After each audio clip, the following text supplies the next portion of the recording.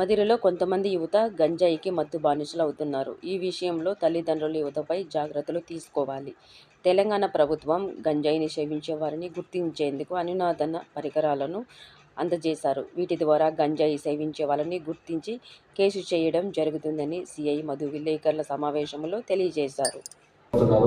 వాళ్ళని చెక్ చేయడానికి మనకి గవర్నమెంట్ నుంచి ఇప్పుడు ప్రతి పోలీస్ స్టేషన్ ఒక టెస్టింగ్ కిట్స్ వచ్చాయి. ప్రతిరోజు కూడా ఎవరైనా గాంజా తాగుతున్నారని అనుమానం వస్తే కంపల్సరీ వాళ్ళందరినీ చెక్ చేసి కన్నుమరులుగా వాళ్ళ మీద కేసులు బుక్ చేయడం జరుగుతుంది.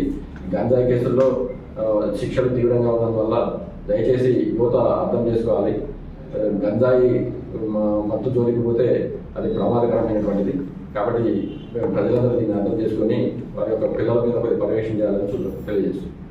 For watching. For more updates subscribe to my channel.